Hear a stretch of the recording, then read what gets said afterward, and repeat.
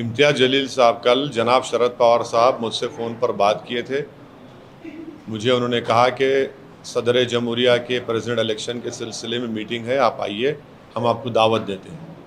मैं जनाब पवार साहब का शुक्रिया अदा करता हूं कि उन्होंने हमारी पार्टी को दावत दी, मदऊ किया, और पार्टी ने फ़ैसला लिया है कि हम जनाब इम्तियाज़ जलील साहब जो औरंगाबाद के रुकने पार्लिमान हैं, हमने उनसे कहा कि वो उस मीटिंग में शिरकत करें। आज वो मीटिंग में शिरकत करेंगे और उसके बाद वो क्या होगा, इम्तियाज़ जलील साहब आप मीडिया के लोगों को बताएंगे। सर, बीजेपी लीडर्स के डिफरेंट बयान आते हैं, जैसा किशन रेड्डी बोले थे कि जैसा 4 साल का अग्निपथ खत्म हो जाता है उसके बाद 5 वर्ष जॉब है, उस तरह से कुछ लगा सकते हैं। और दूसरी तरफ बीजेपी लीडर भी कह रहे हैं कि बीजेपी ऑफिस के सामने सिक्योरिटी गार्ड की तरह ठहरा सकता है, तो इसके ऊपर आपका क्या कहना है? इलेक्ट्रिशियन, ड्राइवर, कुकिंग, मैं प्रधानमंत्री नरेंद्र मोदी से ये सवाल करना चाह रहा हूँ कि भारत के सिपाहियों की, सोल्जर्स की ये डिग्निटी है आपके दिमाग में, आपकी सोच में, उनकी ये इज्जत है आपके दिमाग में?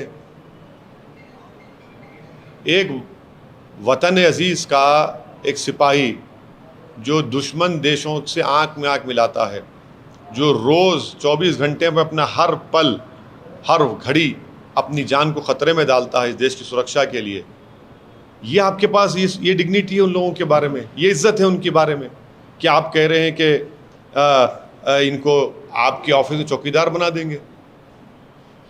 जो देश की सेवा करने के लिए, मुल्क की सालमियत को महफूज करने के लिए जो फ़ौज में, एयरफोर्स में, नेवी में जाता है, वो एक ऑनरेबल प्रोफेशन होता है, उसमें डिग्निटी होती है, उसमें एक स्टेटस होता है, प्रेस्टीज होता है, और आप उन लोगों को इस तरह ट्रीट करेंगे, चौकीदार बनेंगे? तो आपकी ये स्कीम 4 साल की चौकीदार बनाने की है, ड्राइवर ही सिखाएंगे। अब एक तो क्यों आर्मी ज्वाइन करेगा?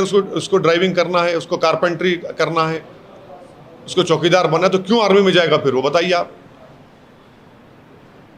और ओरिजिनल जो टीओडी की स्कीम थी वो सिर्फ 1000 लोगों की थी हर साल, उसको चेंज कर दिया आपने। ये सरासर देश के, मुल्क के मफाद में नहीं है, और उन नौजवानों के ख्वाबों को चूकना-चूर कर देता है जो फ़ौज में, नेवी, एयरफोर्स में जाकर मुल्क की खिदमत करना चाहते थे। ये उन लोगों को धोखा दिया है जो एग्ज़ाम में सब चीज़ पास कर लिए हैं, उनकी पीएसएल की लिस्ट भी रिलीज़ हो चुकी थी। सर, इसके अग्निपथ के नाम पे देश भर में जो दंगा कर रहे हैं, जो यूथ दंगा कर रहे हैं, इसके ऊपर आपका क्या कहना है? देखिए, वायलेंस को कोई कंडोन नहीं करता, मगर आप ये बताइए कि पिछले 8 साल से क्या बीजेपी पॉलिटिक्स ऑफ हेट नहीं कर रही है? क्या पिछले 8 साल से बीजेपी पॉलिटिक्स ऑफ बिगेटरी नहीं कर रही है? क्या बीजेपी वायलेंस को एनकरेज नहीं कर रही है ताकि उनके आइडियोलॉजिकल जो एंड्स है उसको मीट कर लिया जाए? क्या बीजेपी ने वायलेंस को 8 साल में लेजिटिमाइज नहीं किया है? क्या बीजेपी ने 8 साल में has main stream violence in pursuit of their political power? आप उसको कंडेम नहीं करें, उसको रोके नहीं आप। इखलाक को मारना, पीलू खान को मारना, रकबर को मारना, हाफिज जुनैद को मारना, तो ये हो रहा है। और अगर ये वायलेंस हुआ है तो क्यों हुआ है? क्योंकि नरेंद्र मोदी ने एक गलत स्कीम का ऐलान किया है, गवर्नमेंट जिम्मेदार है उसकी। अब भी हम अपील कर रहे हैं, डिमांड कर रहे हैं नरेंद्र मोदी गवर्नमेंट से कि आप इस स्कीम को वापस लीजिए फ़ौरन। देश की सुरक्षा से, देश की सालमियत से आप मत खेलिए। आप इन नौजवानों को जो अपनी ज़िंदगी, अपनी जवानी देश पर कुर्बान करना चाह रहे हैं, उनकी ज़िंदगी का मजाक उड़ा रहे आपने। तीसरा, आप फ़ौरन नरेंद्र मोदी की सरकार पार्लियामेंट का सेशन बुलाए और उसमें स्कीम पर डिबेट हो। आप सुनिए हमको आपको क्या बोलना चाह रहे हैं।